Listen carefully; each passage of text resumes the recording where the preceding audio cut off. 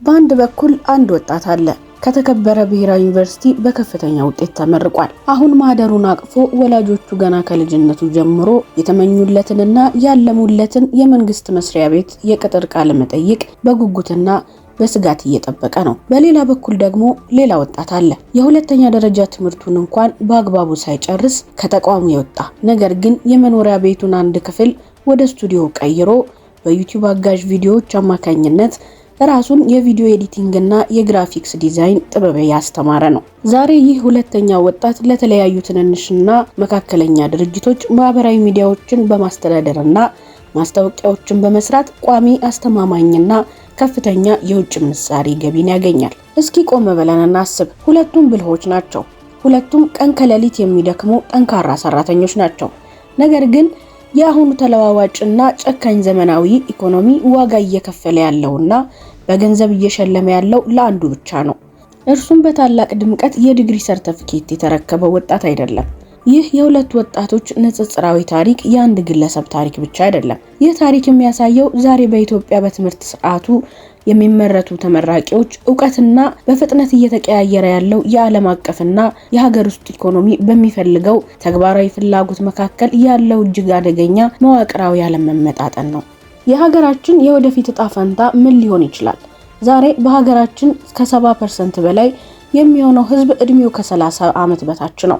ይህ በልማት ሳይንስ የህዝብ ቁጥር ትርፍ ወይም ዲሞግራፊክ ዲቫይደንድ በሚባል እጅግ ብርቅዬ የኢኮኖሚ እድል ነው። ወጣቱ ኃይል በክህሎት ከተገነባ ሀገርን በአጭር ጊዜ ወደ ብልጽግና ማማ ያወጣል። በእውቀትና በስራ ካልተያዘ ግን ይህ የወጣቶች ማዕበል ራሱ ሌላ ማህበራዊ ፈተና ሊሆን ይችላል። ሰላም ጤና ይስጥልን ውድ ግሎባል አዲስ ቤተሰቦች፣ ዛሬ የሀገር ውስጥ ይፋዊ መረጃዎችን፣ የዓለም ባንክ ጥናቶችንና በቅርቡ የወጡ ዓለም አቀፍ የማስተር ካርድ ፋውንዴሽን ሪፖርቶችን መሰረት በማድረግ የኢትዮጵያን የሥራ ገበያ የወደፊት አቅጣጫ ሙሉ በሙሉ የሚቀይረውን ይህንን ወሳኝ አጀንዳ በአምስት ሰፋፊ ምዕራፎች ከፍለን ከፖለቲካዊ፣ ኢኮኖሚያዊና ባህላዊ ሁኔታዎች ጋር በጥልቀት እንመረምራለን። ከመሸጋገሪያ በኋላ እንመለሳለን። እስከዛው ቻናሉን ሰብስክራይብ በማድረግ ቤተሰብ ሆነው ይጠብቁን።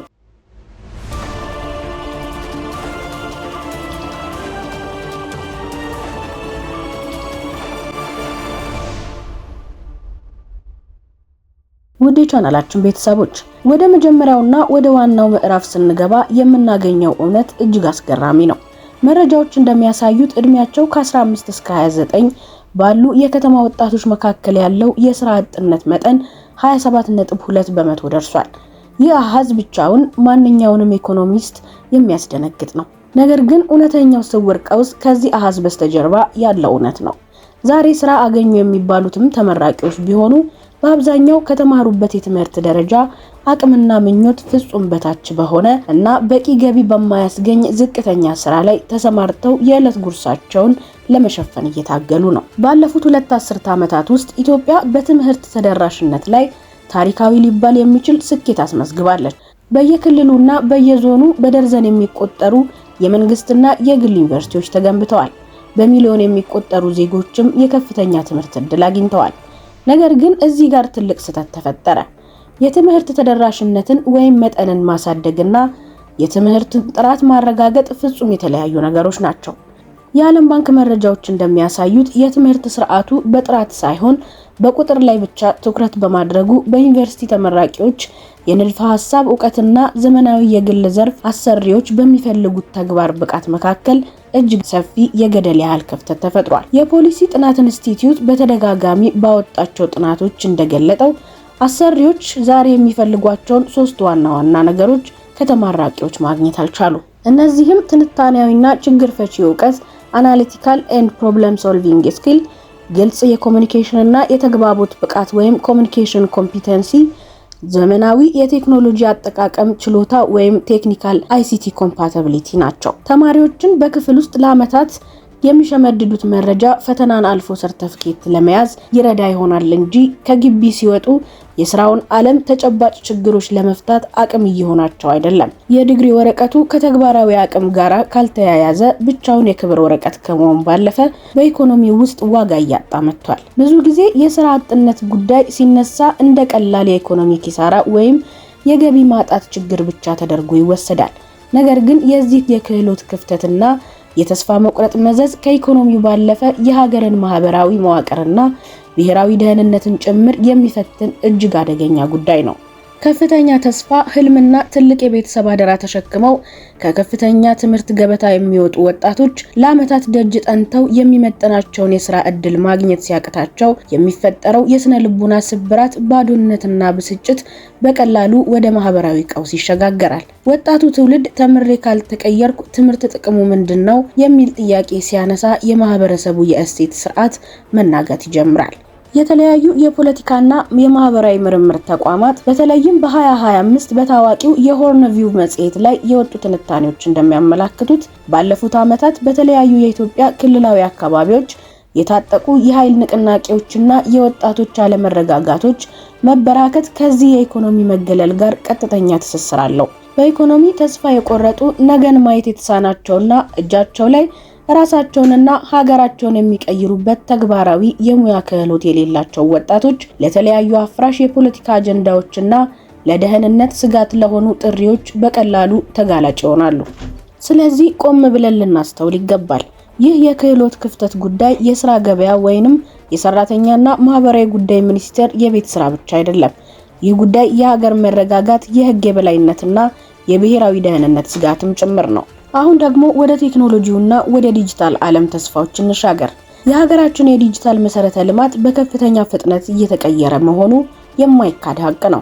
የሳፋሪኮም ኢትዮጵያ ወደ ስራ መግባትና የኢትዮ ቴሌኮም ዘመናዊ የቴሌኮም ማስፋፊያዎች እንዲሁም የመንግስት የዲጂታል ኢትዮጵያ 2025 እና ተከታዩ የዲጂታል ኢትዮጵያ 2030 ስትራቴጂዎች ባደረጉት ትልቅ ግፊት በሀገሪቱ የብሮድባንድ ኢንተርኔት ተደራሽነት በታሪክ ለመጀመሪያ ጊዜ ወደ 45 በመቶ ተጠግቷል። በተመሳሳይ ማህበራዊ ሚዲያዎችን ብናይ በኢትዮጵያ የፌስቡክ ተጠቃሚዎች ቁጥር 12 ሚሊዮን ያለፈ ሲሆን የቲክቶክ ወርሃዊ ንቁ ተጠቃሚዎች ደግሞ ወደ 3 ሚሊዮን አድጓል።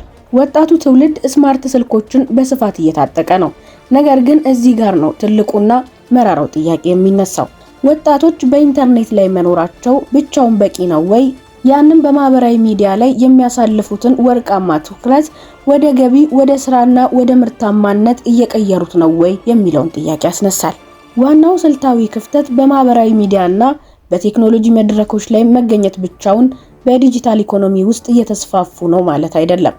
ስክሪን ወደ ታች መጎተትና ያንን ቴክኖሎጂ ተጠቅሞ የራስን ክህሎት፣ ምርት ወይም አገልግሎት ለዓለም ገበያ መሸጥ ፍጹም ተቃራኒ የሆኑ ድርጊቶች ናቸው።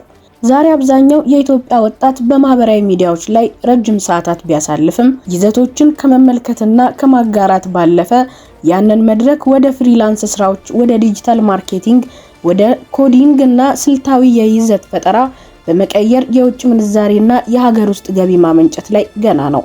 ክፍተቱ ያለው የኢንተርኔት መኖር ላይ አይደለም። ክፍተቱ ያለው ኢንተርኔቱን ተጠቅሞ እሴት የመፍጠር የዲጂታል ትሬሲ እና የስራ ፈጠራ ክህሎት ላይ ነው።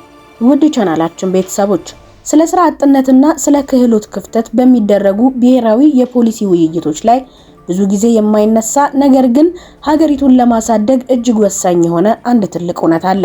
እርሱም የከተማና የገጠር ወጣቶች የእድልና የመሰረተ ልማት ስርጭት መለያየት ነው። ዛሬ ስለ ዲጂታል ስራዎች፣ ስለ አርቲፊሻል ኢንተለጀንስ፣ ስለ ስታርታፖችና ስለ ፈጠራ ማዕከላት የሚደረጉ ታላላቅ ውይይቶች፣ ስብሰባዎችና የፈንድ ድጋፎች በሙሉ ማለት ይቻላል በአንድ ከተማ በአዲስ አበባ ላይ ብቻ የከተሙ ናቸው። እንደ ኤክስ ሀብ እና ብሉሙን ያሉ አስደናቂ የፈጠራ ማዕከላት የሚገኙት ዋና ከተማ ውስጥ ነው። ነገር ግን እውነተኛዋን ኢትዮጵያ ወደ መድረክ ካመጣናት የሀገራችን ወጣቶች 81 በመቶ የሚኖሩት ከአዲስ አበባ ውጪ ባሉ የገጠር አካባቢዎች፣ በትናንሽ የወረዳ ከተሞችና በአርብቶ አደር ቀጠናዎች ውስጥ ነው። እነዚህ የገጠር ወጣቶች ዛሬ የሚጋፈጡት ተግዳሮት እጅግ የላቀ ነው። የግብርና መሬት እጥረት በከፍተኛ ሁኔታ መጨመሩ፣ የኤሌክትሪክና የብሮድባንድ ኢንተርኔት ተደራሽነት እጅግ ደካማ መሆኑ፣ የፋይናንስና የብድር አገልግሎቶች ወደ ታች አለመውረዳቸው ለነዚህ የገጠር ወጣቶች ስለ ዲጂታል ኢኮኖሚ ወይንም ስለ ላፕቶፕ ስራ የሚወራው ወሬ ፍጹም የሩቅ ሚስጥር ወይንም ረቂቅ ሐሳብ ብቻ ነው የሚሆንባቸው። ስለዚህ እውነተኛና ሀገራዊ ለውጥ የሚያመጣ የክህሎት አብዮት በኢትዮጵያ መፈጠር ካለበት ፖሊሲዎቻችን አዲስ አበባን ብቻ መመልከት ማቆም አለባቸው። የገጠሩን ወጣት ተጨባጭ ህይወት ያገናዘበ ግብርናን የሚያዘምን የእጅ ሙያን የሚያሳድግና በአካባቢያዊ ቴክኖሎጂዎች ላይ ያተኮረ የክህሎት ስልጠና በየወረዳው መውረድ አለበት። ታዲያ ይህንን ሁሉ መዋቅራዊ ችግር ለመቀልበስ መፍትሄው የት ነው ያለው? መንግስት በሚቀጥሉት ዓመታት በሚሊዮኖች የሚቆጠሩ ስራዎችን ለመፍጠር አቅዷል። የቴክኖሎጂና የሙያ ስልጠናዎች በዚህ ረገድ እጅግ ውጤታማ መሆናቸውን ጥናቶች በተጨባጭ ያሳያሉ። ለምሳሌ በምስራቅ አፍሪካ የክህሎት ትራንስፎርሜሽን ፕሮጀክት የተደረጉ ጥናቶች እንደሚያሳዩት በትራንስፖርት፣ በኮንስትራክሽን እና በሎጂስቲክስ ዘርፍ የቴክኒክና ሙያ ስልጠና የወሰዱ ወጣቶች የስራ ዕድል ቅጥር መጠን በአጭር ጊዜ ውስጥ ከ38 በመቶ ወደ 68 በመቶ አድጓል። አሰሪዎችም ቢሆኑ በእነዚህ ተግባራዊ ሙያተኞች ላይ ያላቸው የእርካታ መጠን 86 በመቶ ደርሷል። ነገር ግን እዚህ ጋር ትልቅ ማህበራዊ፣ ስነልቦናዊና ባህላዊ አጥር ወይንም ፈተናዎች ከፊታችን ተደቅኗል።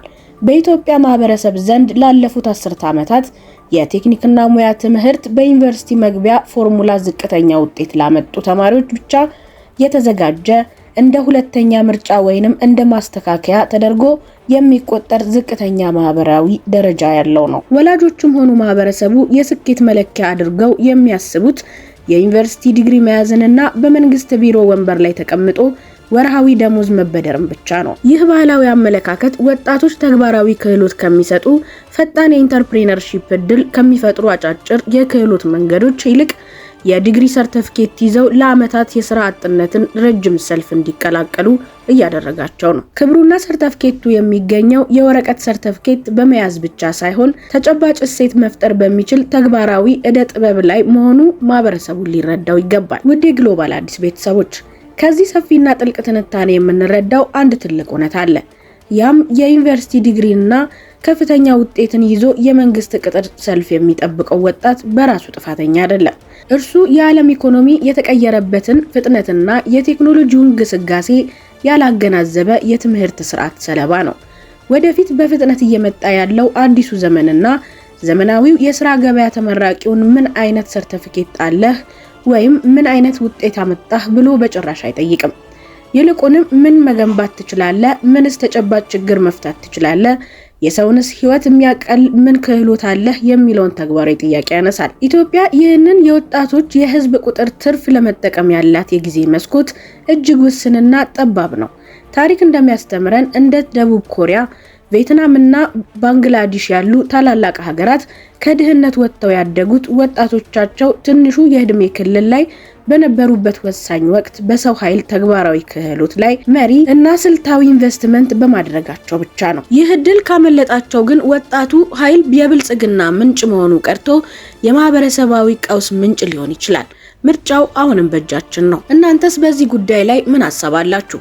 በአሁኑ ወቅት በኢትዮጵያ ውስጥ ይበልጥ ዋጋ ያለውና ህይወትን የሚቀይረው የዩኒቨርሲቲ ረጅሙ ዲግሪ ነው ወይስ ተግባራዊ የቴክኖሎጂና የሙያ ክህሎት? የማህበረሰቡንስ የዲግሪ ብቻ አምልኮ ባህል በምን አይነት መንገዶች መቀየር እንችላለን? ያላችሁን ሐሳብና አስተያየት በኮሜንት መስጫው ላይ አስቀምጡልን። እንደዚህ አይነት መሰል ትንታኔዎች ወደ እናንተ እንዲደርሱ ቻናሉን ሰብስክራይብ በማድረግ ቤተሰብ ይሁኑ። ቪዲዮውን ከወደዳችሁት ለሌሎችም እንዲደርስ ላይክ እና ሼር ማድረጋችሁን አትርሱ። ለዛሬ ያዘጋጀንላችሁ የግሎባል አዲስ ትንታኔያችን ይህንን ይመስል ነበር። በሌላ ትንታኔ እስክንገናኝ ድረስ ቸር ሰንብቱልን። ሰላም ለኢትዮጵያ።